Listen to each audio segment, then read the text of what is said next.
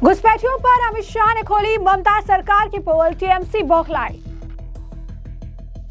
अभिषेक बैनर्जी बोले अमित शाह सबसे निकम्मे गृह मंत्री, जल्दी इस्तीफा दो। দেখুন এই তো এই চিত্রনাট্য তো প্রায় আমরা 5 বছর ধরে দেখছি আর একই ক্যাসেট প্রায় বাজিয়ে গেছেন। আমি জানি না উনি বেঙ্গলের পলিটিক্স কতটা ফলো করেন। अमित शाह ने किया था खुलासा, घुसपैठ रोकने के लिए ममता नहीं देती सहयोग। पूरे बंगाल की जनता घुसपैठियों से त्रस्त है। क्या कोई राज्य सरकार ऐसी हो सकती है जो घुसपैठियों की पनाहगाह अपने राज्य को बना दे? कि कौन सरकार है, कौन सी सरकार है बांग्लादेश की पूरी सीमा पर जो वाड़बंदी करने के लिए, बॉर्डर पर फेंसिंग करने के लिए जमीन नहीं देती है?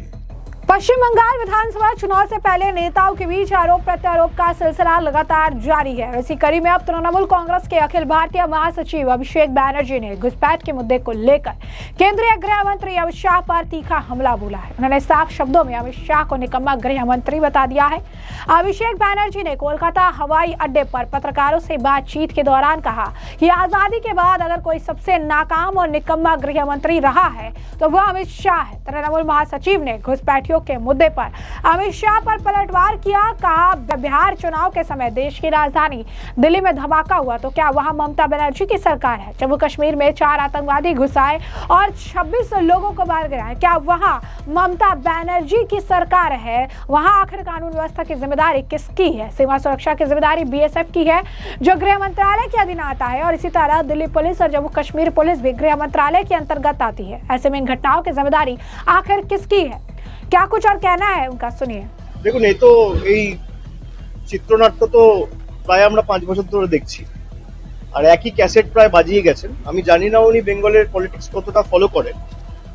উনি অনুপ্রবেশ নিয়ে যে কথাগুলো বলেছেন, আমি অমিত শাহকে অনুরোধ করব যে দয়া করে উনার রাজ্যসভার এমপি দুদিন আগে যে বক্তব্য রেখেছেন অনন্ত মহারাজ, তার কথাটা মন দিয়ে শুনতে। 2 মাস আগে তাদেরই লোকসভা এমপি জগন্নাথ সরকার যে কথাটি বলেছে সেই কথাটি মনোযোগ দিয়ে শুনতে। আমি বলছি না 50 জনের বেশি বিজেপির এমএলএ যে রাজ্যসভার সাংসদকে পদ্মফুল চিহ্নে জিতিয়ে রাজ্যসভায় পাঠিয়েছে, সেই বিজেপির সাংসদ অনন্ত মহারাজ বলছেন যে দেশের স্বরাষ্ট্রমন্ত্রী হচ্ছে সবথেকে বড় ঘুসপেটি আর পাকিস্তানি। আমার কথা না, যে বিজেপির সাংসদকে বিজেপির বিধায়করা নির্বাচিত করে সংসদে পাঠিয়েছে সেই বিজেপির সাংসদ বলছে। तो जैसा कि आपने उनका बयान सुना, कहा कि बीजेपी सत्ता में आएगी तो पूरी तरीके से जो है बॉर्डर ही खत्म कर देगी। भाजपा जो है चुनाव से पहले बंगाल में डर का माहौल बना रही है और जो है एक मतुआ समुदाय को लेकर भी वो बयान देते नजर आए। कहा नागरिकता के नाम पर मतुआ समाज को गाजर दिखाया जा रहा है। एक तो भाजपा नेता नागरिकता का आश्वासन देते हैं, दूसरी तरफ उनके ही सांसद कहते हैं कि अगर नाम कटे तो उन्हें भी हटाया जा सकेगा। अभिषेक ने इसे भाजपा की दोहरी राजनीति बताई और कहा कि अमित शाह सबसे निकम्मे गृह मंत्री है, उन्हें इस्तीफा दे देना चाहिए। क्या कुछ और कहा उन्होंने, सुनिए। 2 মাস আগে লোকসভার সাংসদ রানাঘাটে জগন্নাথ বাবু সে বলছে যে বিজেপি যদি বাংলায় ক্ষমতায় আসে তাহলে আর বর্ডার বলে কিছু থাকবে না। সেই বর্ডার অমিত শাহ সিকিউর করার জন্য মমতা বন্দ্যোপাধ্যায়কে দায় দিচ্ছে। যে বিজেপি দলের সাংসদ বলছে যে যদি বাংলায় বিজেপি ক্ষমতায় আসে তাহলে ওপার বাংলা আর এপার বাংলা এক করে দেবো, কোনো কাঁটাতারের বেড়া আর থাকবে না। কে বলছে? জগন্নাথ মজুমদার। আমি বলছি না, তৃণমূল বলছে না, বলছে বিজেপির নির্বাচিত সাংসদ। বিজেপি কি তার বিরুদ্ধে কোনো শোকজ নোটিশ সার্ভ করেছে? বিজেপির সর্বভারতীয় সভাপতি বা দলের নেতৃত্ব কি তাকে দল থেকে বহিষ্কার করেছে? বিজেপির নেতৃত্ব তার বিরুদ্ধে কোন রকম কোনো ব্যবস্থা নিয়েছে? এখনো পর্যন্ত রাজ্যসভার সাংসদ অনন্ত মহারাজকেও শোকজ করা হয়নি, আর আমি যতদূর জানি জগন্নাথ বাবুকেও শোকজ করা হয়নি। তা অমিত শাহ আগে তাদের দলের বিধায়ক লোকসভা এবং রাজ্যসভা তাদের সাথে কথা বলুক, তারপরে সব বলবে। আর যে সমস্ত এইসব চিত্রনাট্য আমাদের দেখাচ্ছে যে तो जैसे कि आपने उनका बयान सुना, बता दें कि ये बौखलाहट जो है गृह मंत्री अमित शाह के बयान को लेकर है। दरअसल गृह मंत्री अमित शाह बंगाल के दौरे पर आए थे और इस दौरान उन्होंने एक प्रेस कॉन्फ्रेंस की थी और उन्होंने बताया था कि कैसे पश्चिम बंगाल की अर्थव्यवस्था में अभूतपूर्व गिरावट आई है, उद्योग पलायन कर गया है, तृणमूल कांग्रेस भय और हिंसा की राजनीति कर रही है, पश्चिम बंगाल में सत्ता पलटेगी।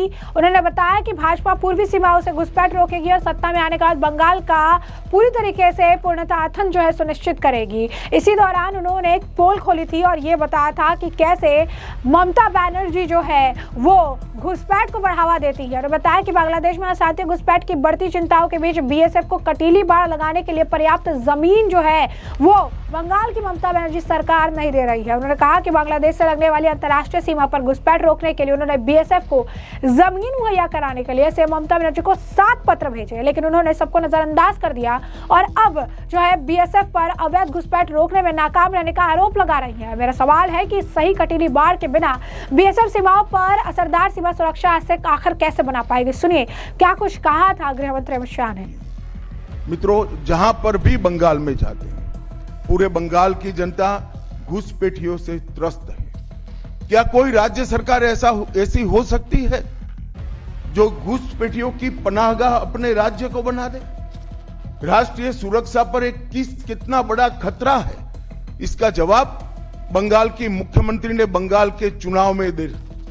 घुसपैठ रोकने के लिए उनके पास क्या योजना है? आर्टिकल 370 हटता है, वो विरोध करती है। सीएए लाकर बंगाल के शरणार्थियों को नागरिकता देने का हम कार्यक्रम करते हैं, वो विरोध करती है और वो ठीकरा फोड़ते हैं कि बीएसएफ है वो रोक नहीं रही है। ममता जी, मैं आज आपको इस सार्वजनिक प्रेस वार्ता में पूछना चाहता हूं कि कौन सी सरकार है बांग्लादेश की पूरी सीमा पर जो वाड़बंदी करने के लिए, बॉर्डर पर फेंसिंग करने के लिए जमीन नहीं देती है? अगर आप जवाब न दे पाए तो मैं ही देता हूं।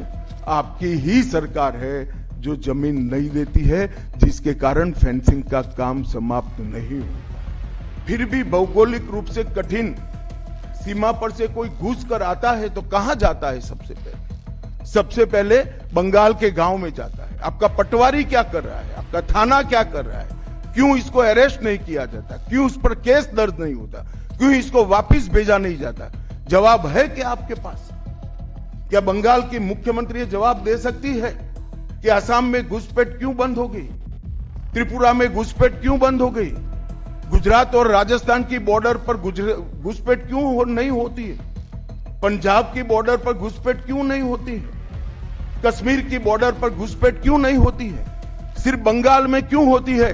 क्योंकि आपकी निगहबानी में घुसपैठ कराई जाती है और बंगाल को धीरे धीरे डेमोग्राफी चेंज कर आप आपकी वोट बैंक को पुख्ता करनी चाहती है। मगर ये लंबा नहीं चलेगा। बंगाल की जनता अब जान गई है और इसके खिलाफ लामबंद भी हो रही है। और मुझे मालूम है अगला चुनाव घुसपैठियों को निकालने के मुद्दे पर और घुसपैठ रोकने के मुद्दे पर लड़े जाना वाला है, क्योंकि न केवल ये बंगाल का अब मामला रहा है। मैं आज बंगाल की जनता को इस प्रेस वार्ता के माध्यम से बताने आया हूं कि बंगाल की बॉर्डर से हो रही घुसपैठ सिर्फ बंगाल का मामला नहीं रहा है, अब ये राष्ट्रीय सुरक्षा का मामला है। देश की संस्कृति को बचाना है, देश की सुरक्षा को सुनिश्चित करना है, तो बंगाल की बॉर्डर सील कर दे, ऐसी देशभक्त सरकार यहां लानी पड़ेगी जो ममता बनर्जी नहीं कर सकती, केवल और केवल भारतीय जनता पार्टी कर सकती। तो जैसा कि आपने गृह मंत्री का बयान सुना, उन्होंने कहा था कि मैं भरोसा दिलाना चाहता हूं कि बीजेपी किसी भी हालात में उस राजनीतिक पार्टी के साथ कोई समझौता नहीं करेगी जो अवैध घुसपैठ को बढ़ावा देती है और अपने पक्के वोट बैंक को बचाने के लिए घुसपैठियों को पालती पोसती है। घुसपैठ एक बहुत गंभीर मुद्दा है क्योंकि इस खतरे की वजह से राज्य की डेमोग्राफी बदल रही है। जब तक घुसपैठ को रोका नहीं जाता, आने वाले दिनों में पश्चिम बंगाल के लोगों की मुश्किलें कई गुना बढ़ती जाएगी। वहीं आपको बता दें कि अमित शाह के बयान को लेकर तृणमूल कांग्रेस लगातार बौखलाई है। कुणाल घोष का भी बयान सामने आया, वो कह रही है कि आखिर रोहिंग्या कहाँ है। सुनिए क्या कुछ कहना है। वो जो उनका जो फेल्योर है, जितने बार अमित शाह जी के मुंह से ये घुसपैठियों ये शब्द निकालेगा, उतने बार आप लोग समझ लेगा वो अमित शाह जी वो सेम साइड गोल कर बैठे हैं, क्योंकि वो बॉर्डर तो उसके पास है, उस not only the border line but also 50 kilometres from border, वो लॉ अमेंड करके बॉर्डर लाइन से 50 किलोमीटर्स वो बीएसएफ के अंडर में ले लिया है। तो त्रिपुरा में क्या हो रहा है, कुछ दिन पहले त्रिपुरा में जब रोहिंग्या और बांग्लादेशी अरेस्ट हुआ, किधर से अरेस्ट हुआ था, अगरतला स्टेशन से अरेस्ट हुआ था। तो ये अमित शाह जी का पता नहीं है। तो बंगाल में जो एक भी अगर घुसपैठियों, अब रोहिंग्या किधर है अमित शाह जी, आप लोग बोलते थे रोहिंग्या है, तो आज तो रोहिंग्या मुंह से शायद नहीं निकला, रोहिंग्या किधर है। तो आपका स्पीच जो लिखता है उसके ऊपर ऑर्डर चला गया, डिलीट कर दो रोहिंग्या। 1 लाख 1 करोड़, ये तो कोई हिसाब नहीं है। तो आप बोलते थे इतना ये रोहिंग्या है। तो एसआईआर इलेक्शन कमीशन जो 58 लाख एलिमिनेशन का जो लिस्ट बनाया था, तो किधर है रोहिंग्या। तो आपका स्पीच से रोहिंग्या हट गया है। तो अभी ये घुसपैठियों, ये आपका फेल्योर है। आप ये जो बॉर्डर फेंसिंग आपको कौन मना किया, जहां पर फेंसिंग है वहां से भी क्यों होगा, तो ये तो आपका फेल्योर है। जगह फेंसिंग को लेकर उनका कहना है कि राज्य सरकार को कई बार चिट्ठियां दी गई कि जमीन दीजिए। बहुत सारे जमीन दिया हुआ है। देखिए किसी छोटा छोटा जगह में ऐसा होता है, ये जमीन लिटिगेटेड होता है, लैंड लिटिगेटेड होता है, वो लैंड का जो ओनर है उससे कोई प्रॉब्लम होता है, वो कुछ पॉकेट है, लेकिन ये पूरा तो वहां पर तो पहाड़ा बढ़ाना चाहिए। जहां पर किसी कारण पे नहीं है तो वहां पर तो बढ़ाना चाहिए, किंतु ज्यादा से ज्यादा जगह पे तो है, तो वहां पर क्यों ये घुसपैठियों का इशू आ रहा है। तो जैसे कि आपने उनका बयान सुना, कहा कि अमित शाह एक फ्लॉप ज्योतिषी है। 2021 में कहा था इस बार हम 200 का आंकड़ा पार करेंगे, 77 पर अटक गए। 2024 के लोकसभा चुनाव में भी कहा था कि हमें ज्यादा सीट मिलेगी, लेकिन कम सीटें आई, सीटें घटकर 12 रह गई। अमित शाह जो कहते हैं उसका ठीक उल्टा होता है, वो एक फ्लॉप ज्योतिष है। इस बार 30 सीटें पार करने की बात कर रही है, बीजेपी 30 सीटें पार करने की स्थिति में भी नहीं है। अमित शाह ये भूल रहे हैं कि बंगाल में से लोग नाराज हैं, बीजेपी के सदस्य दूसरे राज्यों में बंगाली बोलने वाले को परेशान कर रहे हैं, उन्हें बांग्लादेशी कह रहे हैं। तो अब देख सकते हैं किस तरीके से बयान दिया जा रहा है। इसी बीच अभिषेक बैनर्जी, तृणमूल कांग्रेस जिस तरीके की बयानबाजी कर रही है, बीजेपी ने भी इस मामले को लेकर पलटवार किया है। प्रत्युष सहदेव इस मामले को लेकर बयान दे रहे हैं, क्या कुछ कहना है उनका, सुनिए। अगर ममता बनर्जी सरकार के बीच का कुछ नेक्सस है तो वो ये इस बात से स्पष्ट दिखता है कि केंद्र सरकार लगातार मांग रही है फेंसिंग करने के लिए। एक लंबा सा कई 100 किलोमीटर का स्ट्रेच है, पर वेस्ट बंगाल सरकार उस जमीन का अधिग्रहण करके नहीं दे रही है। यानी वो चाहती है कि हाईवे खुला रहे, बांग्लादेश बॉर्डर से पश्चिम बंगाल के रास्ते लोग आते जाते रहे, और जिस तरह का पोरस बॉर्डर है उसमें अगर आप फेंसिंग नहीं करेंगे तो घुसपैठियों को रोकना बहुत मुश्किल है। पूरा वो नदी नाला और जंगलों का एरिया है, तो उसमें अगर ममता बनर्जी जी की सरकार लंबे समय से केंद्र सरकार के मांगने पर भी अगर जमीन नहीं दे रही है तो साफ है साफ दीदी का हाथ घुसपैठियों के साथ। और घुसपैठियां इनके लिए वोट बैंक है ना, तुष्टीकरण की नीति करती रही हैं। घुसपैठियों को आई कार्ड से लेकर सब कुछ पश्चिम बंगाल सरकार ने उपलब्ध करा दिया है और अब वो उनके वोट बैंक बन गए। लेकिन यकीन मानिए, जब भी वहां पर जिस तरीके से एसआईआर हुआ और जब भी वहां एनआरसी होगा तो घुसपैठियों को तो कान पकड़कर बाहर निकाला जाएगा। तो जैसे कि आपने प्रत्युष सहदेव का बयान सुना, आरपी सिंह ने भी इस मामले को लेकर जो है अभिषेक बैनर्जी पर निशाना साधा है, ममता सरकार पर निशाना साधा है। घुसपैठ के मुद्दे पर क्या कुछ उनका कहना है, सुनिए। 452 किलोमीटर के लगभग बॉर्डर खुला हुआ है, उसकी जमीन के लिए बीएसएफ ने और भारत सरकार ने लगभग 10 बार ममता सरकार को चिट्ठी लिखी और 8 बार चीफ सेक्रेटरी से बातचीत की, परंतु उसके बावजूद वहां पर जमीन देने से मना करती है ममता बनर्जी की सरकार। और जब वहां पर बॉर्डर पर फेंसिंग की जाती है तो टीएमसी के कार्यकर्ता वहां पर गुंडागर्दी करते हैं, हल्ला करते हैं। तो ममता बनर्जी वहां पर बॉर्डर नहीं बनने देना चाहती, क्योंकि जो बॉर्डर से लोग भारत में आते हैं, बांग्लादेशी आते हैं, उनको वो अपना वोट बैंक की तरह इस्तेमाल। अगर बंगाल में कोई दुशासन और दुर्योधन है तो वह ज्योति प्रिय मलिक है, अब्रतो मंडल है, जीवन कृष्ण शाह है, मानिक भट्टाचार्य है, चंद्रनाथ सिन्हा है, प्रेश पाल है, कुणाल घोष हैं, ये वे सब लोग हैं जो भ्रष्टाचार के चलते हुए जेल में हैं, जो जेल गए हैं।